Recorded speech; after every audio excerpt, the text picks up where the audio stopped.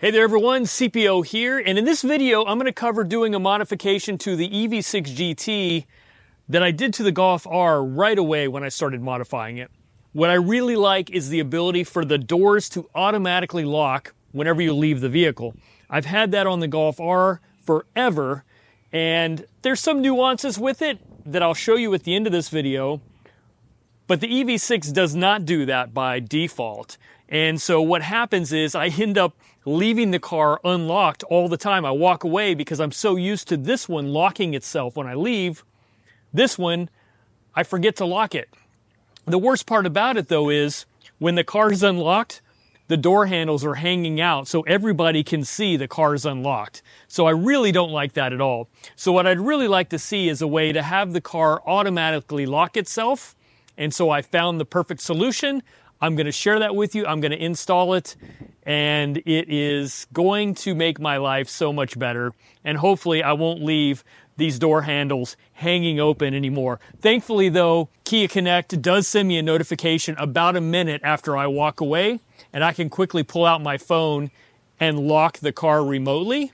But it would be nice just to have it automatically lock itself. So let's get to it. So I got this from the ionicguide.com, and he has no idea who I am. I have never talked to him, but I went to his website and ordered this product here for the EV6. There's a couple different options here, but what I was looking for was the Ionic 5 EV6 walkaway door lock module.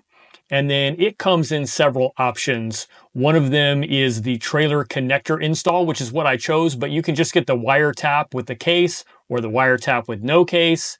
Just depends on how much you want to deal with. The Trailer Connect install, as you will see, is a plug-and-play option for the EV6 and super easy to install and works like a charm. So this is probably going to be the fastest install video I have probably ever done. The box came fairly quickly. I ended up getting it on a pre-order, so I had to wait a little bit for it to actually ship, but it wasn't very long and it shipped pretty quickly. It comes ready to go with a harness that's going to plug right into the car wiring. There are dip switches on here. If you look at the instructions, it'll tell you what to do with the dip switches. I'm just going to leave everything as it is out of the box. And it comes with a little sticker with a barcode to scan for instructions. You're not going to need those though, because I'm going to show you everything you need to know right now. So basically, right in the driver's side rear wheel well where you would change the tail light, there is a access panel that is easy to pry open.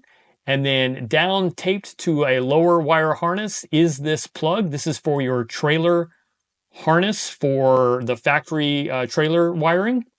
And all you do is plug in this device, and then you're going to wait and watch for the two green lights.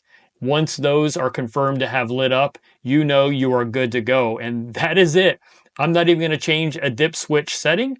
And I'm just going to use the double stick tape on the back of this to stick it on the metal right there in the well.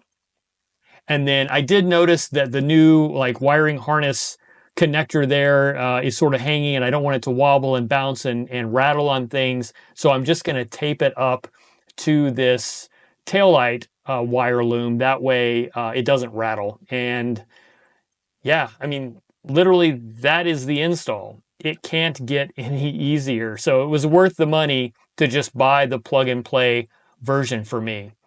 So there it is. I'm just going to put the access panel back on, and that's it. Job done. Now check this out. The way this works is if you unlock the vehicle and then open the door, whenever you close the door, within 10 seconds or so, the car is going to automatically lock itself. Which means every time you get out of the vehicle, you're going to have about 10 seconds. It's just going to lock. Boom. Just like that. That is super cool. And way better than what I had in the Golf R, where I had to play this game of locking and unlocking. Because on the Golf R, the car would lock instantly.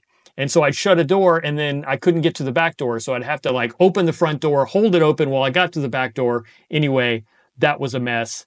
I don't have to worry about that anymore with this, because that little bit of a delay gives you pretty much the time you need to do what you need to do. So anyway, guys, that's it. Thanks for watching, and I'll catch you on the next one.